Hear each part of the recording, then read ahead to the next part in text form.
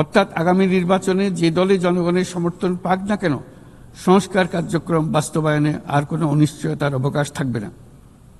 আপনারা জানেন যে আগামী বছরের ফেব্রুয়ারি মাসে আমরা জাতীয় নির্বাচন অনুষ্ঠানের প্রস্তুতি নিচ্ছি। পাশাপাশি স্বচ্ছতা ও জবাবদিহিতা, আইনের শাসন নিশ্চিত করবার জন্য আমাদের নিরবচ্ছিন্নভাবে নাগরিক বান্ধব সংস্কার চালিয়ে যাচ্ছি। মাননীয়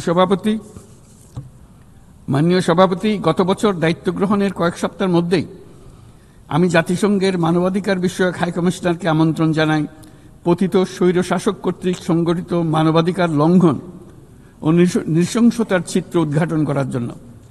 তারা মাঠ পর্যায়ে তদন্ত করে বিস্তারিত প্রতিবেদনের পাশাপাশি ভবিষ্যতে যাতে এই ধরনের অপরাধের পুনরাবৃত্তি না ঘটে সেই জন্য যেই সুপারিশমালা দিয়েছে তা আমরা আমাদের জাতীয় সংস্কার কার্যক্রমে যুক্ত করেছি।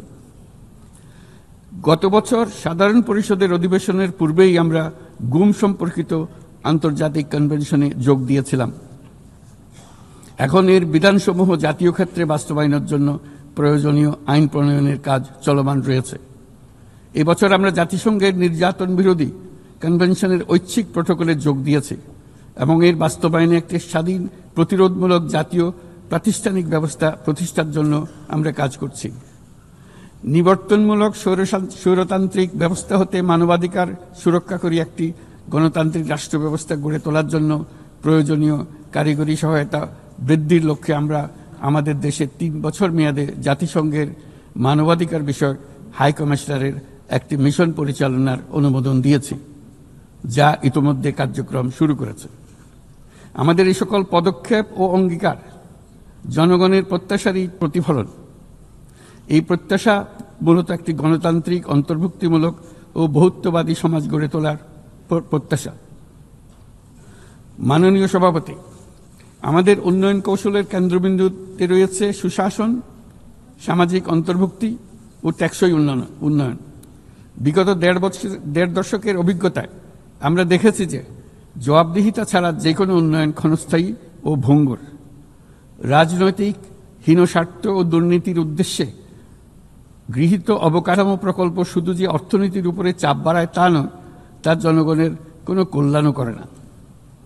দায়িত্ব গ্রহণের পর আমরা একে একে আবিষ্কার করি দুর্নীতি ও জনগণের সম্পদ চুরি কি ব্যাপক বিস্তৃতি লাভ করেছিল এবং তার ফলশ্রুতিতে দেশের সামষ্টিক অর্থনীতির অবস্থা কি ভয়ানক, নাজুক ও ভঙ্গুর হয়ে পড়েছিল।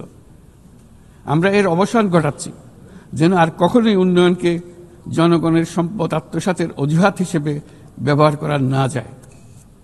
দেশের নাজুক অর্থনৈতিক পরিস্থিতি মজবুত করতে আমরা সংস্কারমূলক কিছু কঠিন কিন্তু প্রয়োজনীয় সিদ্ধান্ত গ্রহণ করেছি।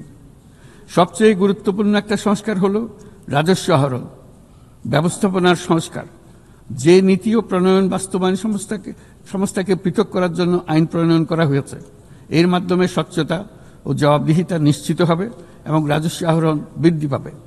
এই উদ্যোগগুলো সদ্য সমাপ্ত FFD4 সম্মেলনে গৃহীত সেভিয়া অঙ্গীকারের সঙ্গে সামঞ্জস্যপূর্ণ। আমরা আশা করি যে বাংলাদেশে যেমন সেভিয়া অঙ্গীকারের সাথে সামঞ্জস্য রেখে সংস্কার করবার চেষ্টা করছি, তেমনি উন্নত বিশ্বেও সেভিয়ার সামষ্টিক অঙ্গীকার অনুসারে তাদের দায়িত্ব পালনে আন্তরিক হবে।